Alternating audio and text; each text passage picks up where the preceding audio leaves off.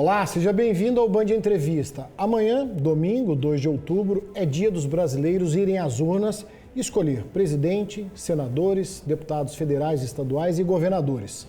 As escolhas de agora vão refletir no futuro do país. O Band Entrevista de hoje se propõe a fazer uma avaliação, uma análise do que foi a campanha eleitoral, a postura de candidatos e eleitores e também o que esperar dos eleitos.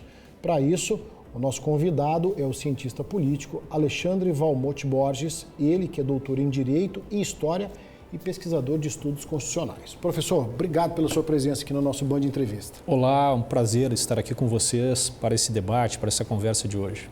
Participa desse nosso bate-papo, dessa entrevista, a jornalista e apresentadora do Band Cidade, Vanessa Pires. Vanessa, mais uma vez, prazer estar contigo aqui. É um prazer estar com vocês também.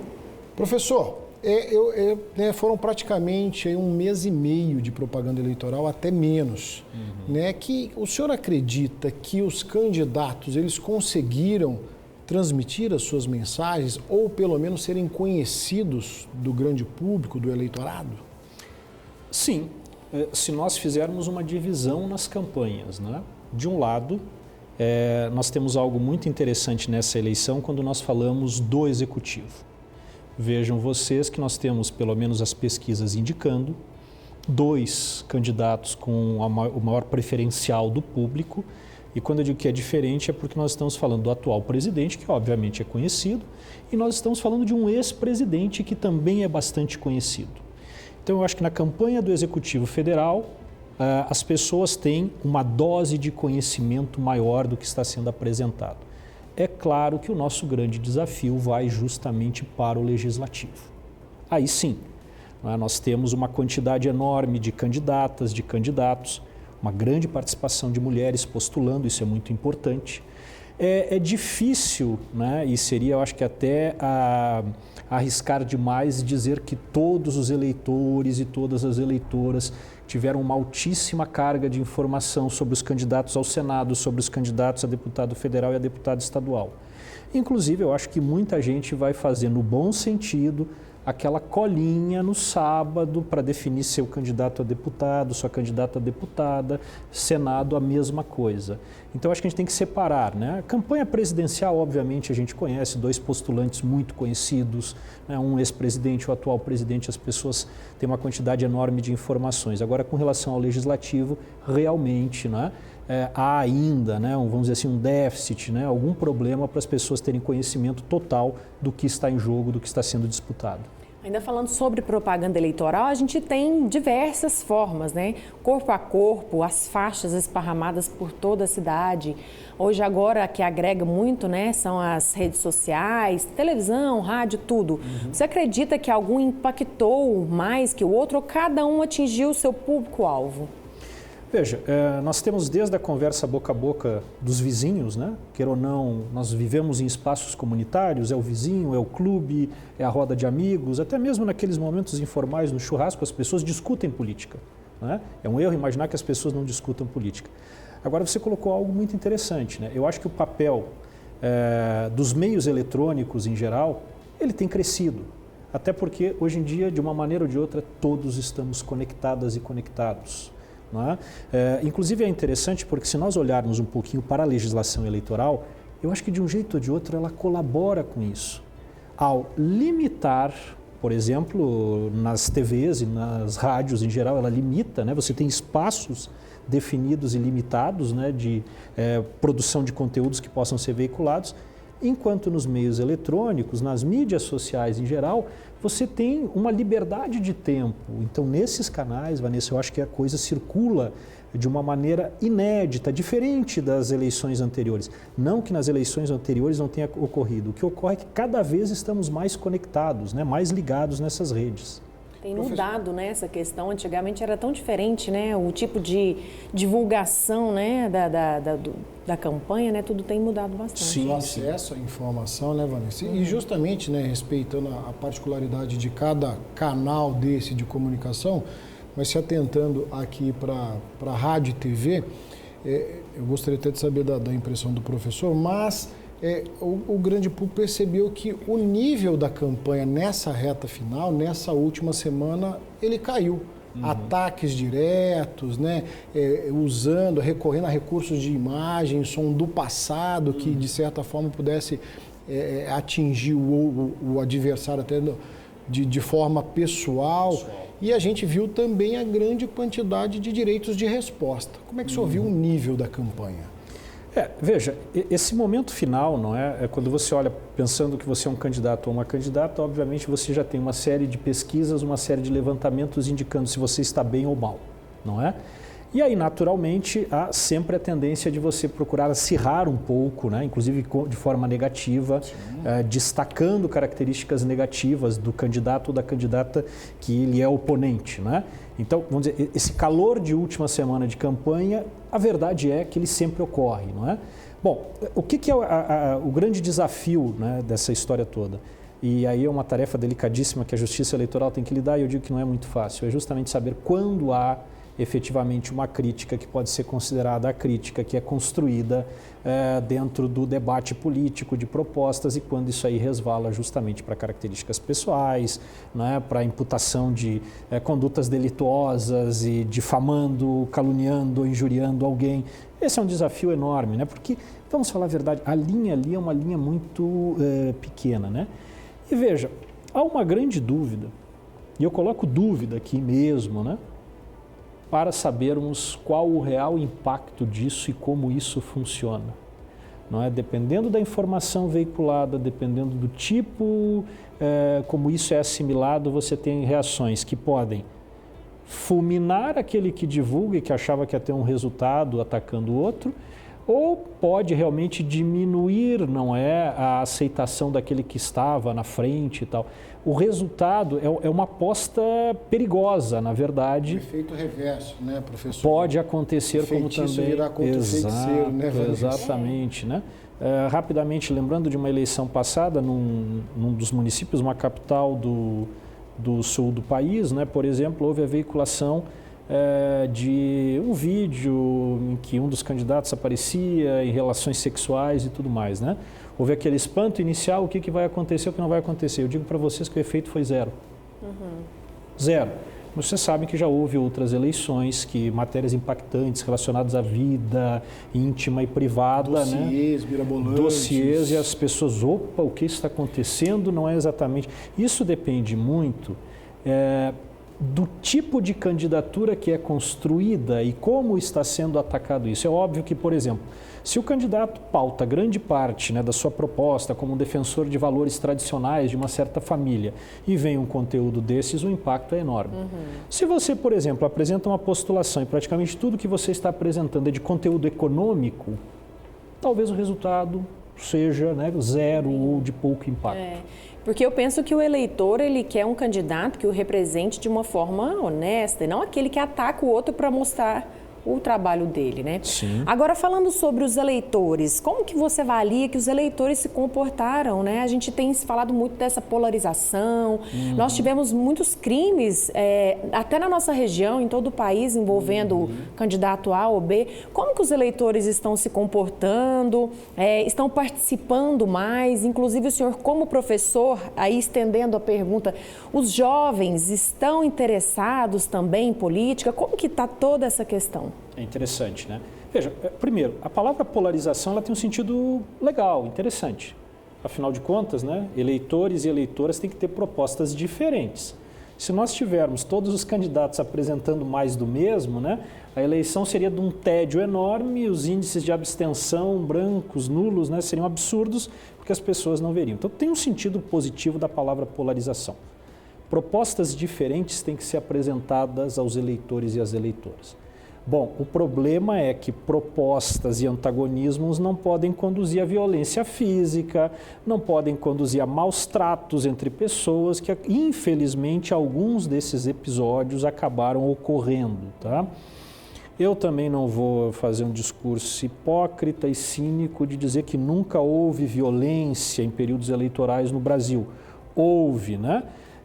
Talvez aí a gente vai voltar à questão da forma como as mídias hoje nós temos acesso, né? Porque, veja, há 30 anos atrás talvez nós não tivéssemos filmagens de cenas de violência, como, por exemplo, uma pessoa entrando numa festa e disparando tiros, né? Talvez, bom, vocês sabem, vocês são do meio, uma equipe poderia ir lá e conseguir isso. Mas hoje não, né? Com dispositivos celulares qualquer pessoa consegue ver. E isso impacta, né? Isso impacta e chega com uma velocidade enorme, né? Então nós estamos descobrindo isso. Por outro lado, né? E aí é uma coisa interessante porque me parece que vai além do Brasil, tá? Nós temos visto um certo acirramento nos conteúdos que são transmitidos em campanhas políticas. E aí a gente vai ter que até voltar um pouquinho na pergunta anterior sobre esse acirramento da última semana, né?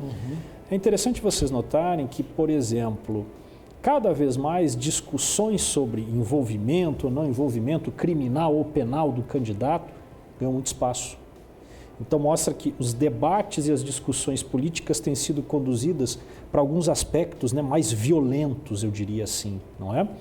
Bom, uma outra coisa que foi perguntada é com relação aos jovens, né? Eu acho que a gente teve uma notícia muito interessante no alistamento, tá? E inclusive acho que fica como lição para eventos e ações futuras. Não adianta você chegar e tentar transmitir para pessoas coisas sisudas, pesadas e carregadas. Se a gente quer que as pessoas discutam política, a gente tem que fazer com que isso seja acessível. A Justiça Eleitoral acho que teve uma sacada genial, né? Trouxe astros, né, destaques do mundo pop, para dizer assim, participem.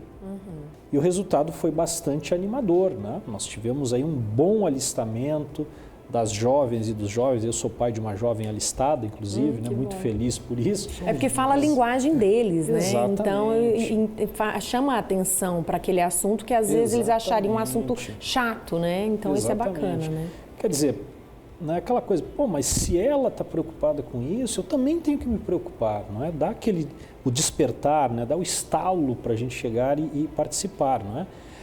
Agora vejam, né?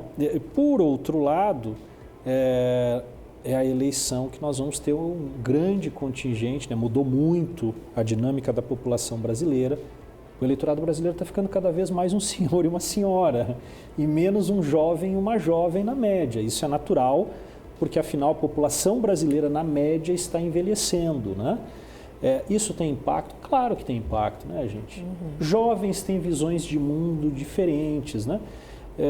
Então, é aquela coisa, né? Por exemplo, nós aqui já temos o nosso emprego, nossa ocupação. Quando você pensa no jovem, ele tem um desafio na frente. Eu vou trabalhar onde? Como, né? Então, a comunicação dos candidatos, as propostas, de um jeito ou de outro, elas têm que se aperfeiçoar para essa nova realidade. E hoje, por exemplo, mais do que emprego, a gente tem um contingente enorme da população aí que está nos assistindo, né? Que a preocupação é mais do que isso, né? Eu estou acabando o meu período de trabalho, aposentadoria, quer dizer, essa linguagem tem que ser trazida cada vez mais nas campanhas, porque agora eu não tenho um ou alguns eleitores com mais de 65 ou com mais de 70 anos, eu tenho uma enorme quantidade desses eleitores e dessas eleitoras. Professor, a gente vai fazer uma breve pausa aqui no nosso Band Entrevista. Na sequência, a gente tem muito que conversar. Quero seguir essa linha de raciocínio da Vanessa para falar do comportamento dos eleitores, tá? Band Entrevista de hoje, então, fazendo uma análise do que foi a campanha eleitoral e a postura de candidatos e eleitores, hoje recebendo o cientista político, o senhor Alexandre Valmote Borges. Depois do intervalo, a gente segue com a nossa conversa. Voltamos já.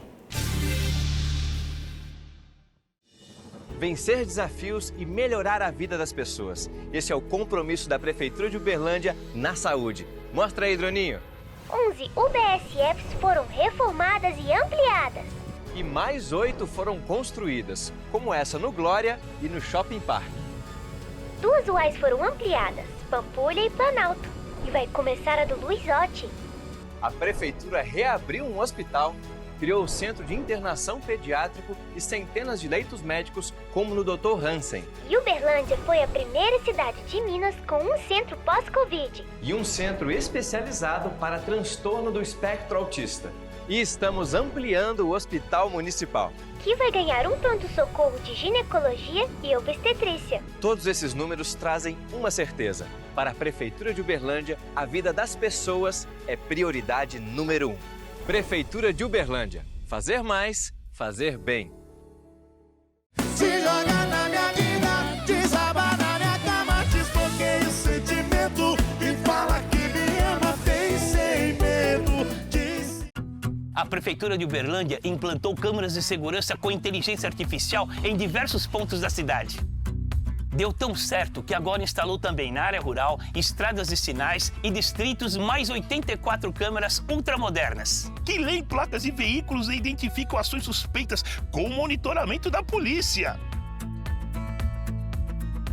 É mais segurança para famílias no campo, nos distritos e na cidade. Para toda a nossa gente, Prefeitura de Uberlândia. E só deu eu tentando consertar o estrago. Melhorar a vida das pessoas. De todas as idades. Esse é o desafio da Prefeitura de Uberlândia, que fez a Praça da Juventude e a Estação e inovou com as aulas de robótica e o UDLab para quem ainda tem muito a fazer. E fez também a Casa Dia, condomínio do idoso, e está construindo o 5º CEAI aqui no Morumbi, com respeito a quem já fez tanto.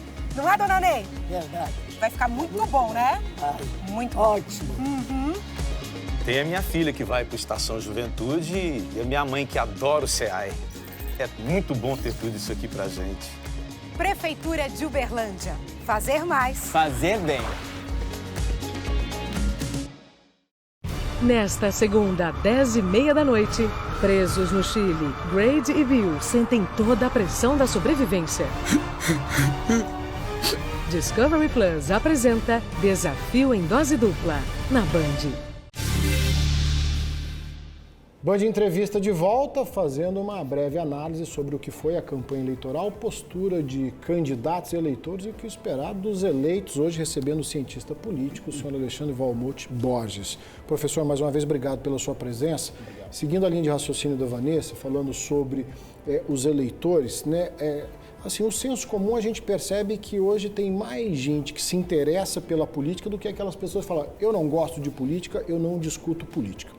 Eu gostaria de saber se o senhor confirma essa percepção, mas eu gostaria de ir além, né? O quanto que essa discussão, o quanto que essas informações que chegaram ao número maior de eleitores é uma informação saudável, é uma informação confiável, estamos falando de fake news e muitas das vezes esse tipo de informação ela é propagada, né, pela grande maioria. Bom, a gente tem um enorme desafio, tá, que é o seguinte. Primeiro, é claro que nós imaginamos que eu, vocês, quem está lá nos assistindo, nós sempre fazemos escolhas racionais, pensando num futuro melhor para o país. É claro que nós discutimos isso, então os eleitores e as eleitoras discutem isso, discutem economia, discutem se o sistema de transporte está bom, está ruim, se o sistema de saúde, como é que ele está, se as condições de emprego, olha, o desemprego está alto, está difícil ganhar a vida, né? Não é fácil ganhar a vida e tal. Mas também tem um componente que a gente não pode negar, né? A gente tem que pensar nisso, pois afinal todos nós temos lá uma carga de valores, emoções, que é do ladinho do racional. E isso pesa, tá? Por que eu estou falando isso? Por uma razão muito simples, né? A gente algumas vezes usa a expressão fake news, eu acho que de uma maneira aberta demais. Uma coisa é você divulgar mentiras. E inclusive muitas dessas mentiras, como a gente falou agora há pouco, elas acabam se tornando crimes. Quando você chega, né, faz ofensas às outras pessoas, quando você inclusive incita ódios ou coisa parecida, tá? Agora veja, tem uma situação aí de algumas coisas que são chamadas de fake news, que na verdade no fundo são grandes apelos emocionais, não é?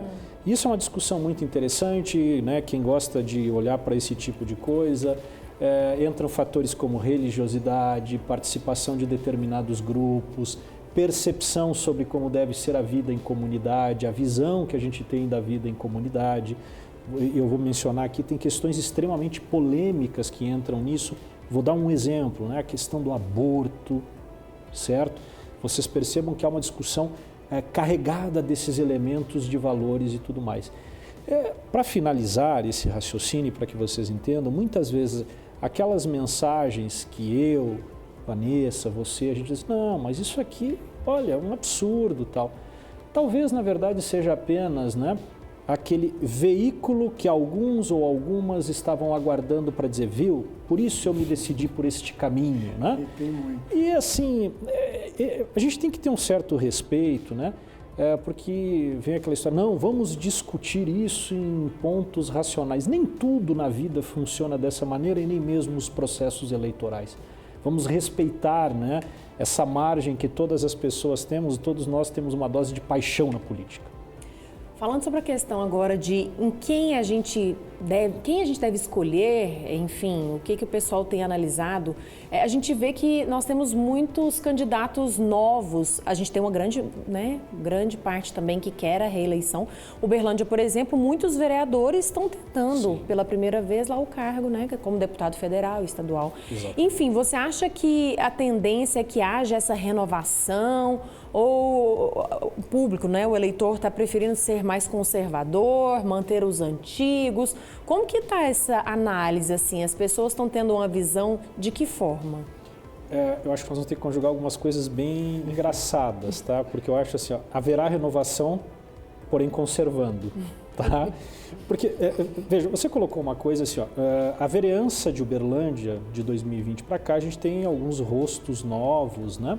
E esse pessoal está pleiteando agora, vaga na Assembleia, como você mesmo falou, alguns vaga na Câmara Federal e tal. Mandato trampolim, né, professor? Acabaram de chegar na Câmara Municipal e já querem pular para a Assembleia e lá para o Congresso. Né? O que eu quero dizer assim com renovação? Realmente, né, várias pesquisas indicam, né, que aqueles partidos que agora, neste momento, estão na oposição, conseguirão um aumento de suas bancadas. É o que as pesquisas indicam. Isso, então, seria o lado da renovação. Mas, por outro lado, você já colocou a charada, mas renovação com quem?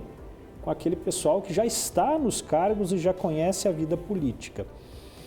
Eu acho que a gente pode fazer uma comparação assim, ó, 18-22, 2018-2022. 2018, queira ou não, se vocês olharem, o eleitorado brasileiro, e de maneira compreensível por causa de todo o ambiente. Todos nós vivemos no ambiente, né? Não existe... Eu sou um homem absolutamente racional, as coisas de fora não dizem respeito, eu tomo decisões absolutamente sábias. Não existe isso. O ambiente em 2018 permitiu o ingresso de vários novos e novas, não é? Pessoas que não tinham tradição na vida política, alguns grupos que já circulavam com força nas discussões políticas, mas não tinham representação, muitos entraram.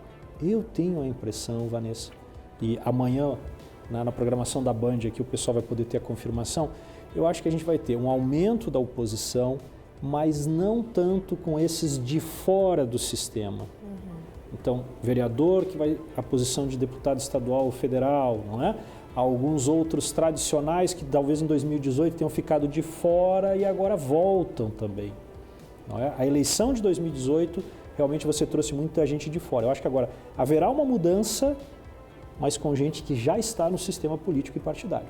Professor, eu me prolongo na pergunta da Vanessa sobre a forma de escolha, né? A gente está falando aqui dos políticos tradicionais e das novas propostas que se apresentam, mas também levando em consideração que o senhor falou há pouco, o lado emocional, o lado psicológico. O que pesa, por exemplo, na hora de tomar essa decisão? Claro, tem a dor do eleitor, meu problema é o desemprego, o meu problema é a falta de acesso à saúde, tem essa questão da dor, mas o que ele respeita? Por exemplo, ele segue o partido? Não, eu vou votar no meu partido independentemente do candidato? Não, ele leva a questão de afinidade ou não? Talvez o pai ali acaba, de certa forma, né, induzindo o restante da família, o mais jovem, a esposa. Como é que o senhor analisa essa questão da escolha? Isso é bem interessante porque, veja, volta e meia nós temos algumas pesquisas divulgadas antes das eleições, justamente colocando alguns temas-chave. Segurança, emprego, saúde, habitação, né? O que o eleitor e a eleitora vê como a preocupação do momento, né? É engraçado que nesse momento a gente vê uma carga muito forte nas questões econômicas. Apesar, né, comentávamos com a Vanessa há pouco, pandemia recente, que poderíamos falar de saúde, né? Mas parece que a pandemia é uma experiência que passou, as pessoas entendem como superada. Então, nesse momento, me parece que a questão econômica parece ser algo fundamental, principalmente a questão do emprego. tá? Principalmente a questão do emprego. Há um problema aí que já não é de agora, né? Eu acho que nós podemos falar aí de pelo menos uns 8 anos, em que a situação econômica do Brasil, não é? Nós temos dificuldade na geração de postos, nós temos dificuldade em boa geração de empregos, né? Há uma quantidade enorme hoje de brasileiros e brasileiras que conseguem o seu sustento, mas de maneira precária, isso pesa nessa decisão, tá? Agora, é claro, né, que essa decisão também ela vem acompanhada em certa dose, primeiro, de ideologias. Todos nós temos ideologias e isso acaba conduzindo, né, eleitores e eleitoras necessariamente para um certo partido ou grupo de partidos. Você fez a pergunta. Partidos, queira ou não, partidos são veículos que refletem essas ideologias, né?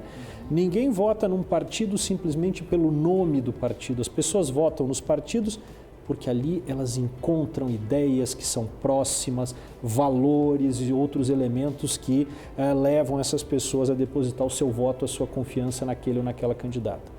Agora, por outro lado, né, a gente tem que pensar nisso, há uma grande quantidade de eleitores e de eleitoras que realmente eles não têm, vamos dizer assim, um interesse imediato e pronto nos partidos e tudo mais. Inclusive, muitos desses eleitores e eleitoras vão tomar a decisão hoje. Né? Vão tomar a decisão hoje. Não quer dizer, as pessoas às vezes confundem e dizem que as pessoas estão alheias a tudo que está acontecendo. Não, não é isso. É que essa pessoa coloca uma pauta de prioridades que ela tem que resolver. Olha, eu tenho que ganhar o dinheiro da semana passada e tal. Sábado, na véspera, eu vou resolver as coisas para o domingo, né? E isso é natural, não é? Isso é natural. Okay? Então, muitos vão tomar essa decisão hoje para amanhã, ou tomar a decisão ontem, né? 2 dias antes. Isso acontece em muitos e muitos casos. Até porque, né? Política é importante, mas nós não vivemos só disso. Professor, a gente está caminhando para o fim do programa, mas tem uma pergunta muito importante a ser feita. O que se esperar dos eleitos, né, a partir de amanhã? Ou quais são os principais desafios de agora em diante? Bom, acho que são vários. Né? Já mencionamos um aqui, que é a questão econômica. Né? Há 8 anos, na verdade, nós, quando eu digo nós, é o Brasil, né? Aquele que trabalha na construção civil, aqueles que são meus colegas professores, a gente tem um problema estrutural e de 8 anos nós estamos patinando. A pandemia ainda trouxe um agravamento dessa situação, tá? Então, os eleitos têm que pensar no molde, na definição de uma política que faça com que nós giremos a economia e voltemos a ter, não é, uma perspectiva, um horizonte que as pessoas vão investir, elas sabem que vão ter trabalho e assim por diante. Eu acho que um outro ponto fundamental que, de uma maneira ou de outra, tem que ser enfrentado é a questão ambiental. A questão ambiental é uma pauta necessária no Brasil, principalmente, até porque eu acho que a questão ambiental no Brasil ela é uma baita de uma oportunidade. Tá?